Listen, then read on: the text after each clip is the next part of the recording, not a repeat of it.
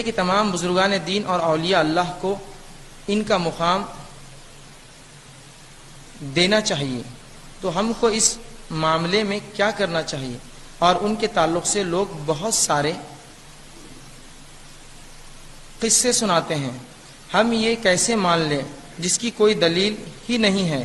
اس کے تعلق سے آپ پلیز ذرا تفصیل سے بتائیے۔ تو یاد رکھیے، سب سے پہلی چیز تو یہ کہ بزرگان دین، جنہوں نے بزرگ سے مراد جو ہے وہ شخصیت بزرگان دین ہو یا اللہ کے اولیاء جس کو ہم ولی کہتے ہیں، بہرحال جو بھی کوئی لوگ ہو، ان کا احترام ہم پر واجب ہے، ہر مومن کا احترام ہم پر واجب ہے۔ یاد رکھیے، مومن کا کیا، اللہ رب العزت نے تمام انسانوں کا احترام ہم پر واجب کیا۔ وَلَقَدْ كَرَّمْنَا بَنِي آدم، بنی آدم کو اکرام دیا اللہ نے۔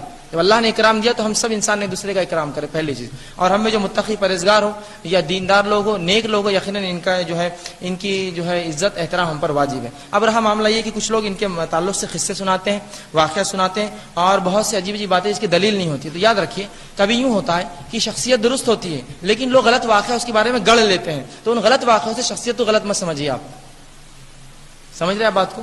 کبھی شخصیت درست ہوتی ہے، لوگ واقعات گڑھ لیتے ہیں۔ مثال کے طور پر میں دیتا ہوں، اگر اللہ رب العزت قرآن میں عیسیٰ علیہ السلام کے تعلق سے تفصیلات نہ دیتا تو ہم سمجھتے عیسیٰ علیہ السلام بہت بڑا گمراہ آدمی تھا جس نے اتنی بڑی انسانیت کو گمراہ کیا۔ رب العزت نے تفصیلات دی کہ عیسیٰ ہمارا نبی تھا اور فلاں تھے اور یہ تھے، یہ تفصیلات آنے کی وجہ سے ہم نے کہا کہ عیسیٰ اللہ کے نبی تھے۔ تو ایسا ہوتا ہے، کبھی نیک لوگوں کے نام سے لوگ اتنے برے کام کرتے ہیں تو ہمیں لگتا ہے وہ آدمی غلط ہوتا ہے۔ ایسا نہ کرے۔ سب سے پہلے تو کسی آدمی کے کوئی غلط عمل کی، کسی اللہ کے بزرگ کو یا کسی بڑے کو وہ کہہ رہا ہے کہ انہوں نے فلاں کہا تھا، وہ لوگ غلط کہتے ہیں بات ایسی منسوب، تو وہ مت مانی۔ سب سے پہلی چیز تو یہ۔ اور تمام لوگوں کے تعلق سے جو مر چکے ہیں حسن ظن رکھیے، اچھا گمان رکھیے، اچھا گمان۔ بالخصوص رسول اللہ فرماتے ہیں مردوں کے تعلق سے جو مر گئے وہ اپنے حساب کو پہنچ گئے، ان کے بارے میں اچھا کہو جب بھی کہو، برا مت کہو۔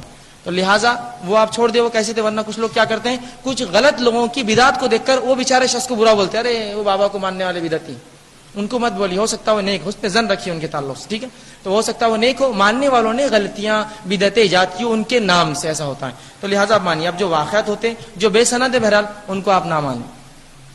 بے سند واقعات ہوتے ہیں کچھ واقعات ہیں اللہ کے نیک بندوں کے واقعات ہوتے ہیں، بڑے اچھے واقعات ہوتے ہیں جس سے کبھی عبرت اور نصیحتیں ملتی ہیں، لیکن اکثر لوگ کیا کرتے ہیں، غلو کرتے ہیں، محبت میں اتنے بڑھ چڑھ جاتے ہیں کہ کچھ بھی ایسی باتیں جو خود انبیاءوں سے نہیں ہوئی وہ ان کو منسوب کر دیتے ہیں۔ رسول اکرم صلی اللہ علیہ وسلم لوگوں سے پیسہ مانگتے تھے، کوئی چیز کی ضرورت پڑی، سونا چاندی لایا جاتا تھا، ہے نا؟ اب کچھ لوگ کہتے ہیں ہمارے پاس کچھ لوگ ہیں جن کو سونا چاندی مل جاتا ہے زمین سے، کیسے ہو سکتا ہے؟ نبی اکرم کو کیوں نہیں ملی پھر وہ چیز؟ کچھ لوگ کہتے ہیں کوئی شخص مر گیا تھا، فلاں نے فلاں کیا اور وہ زندہ ہو گیا، کیسے ہو سکتا ہے؟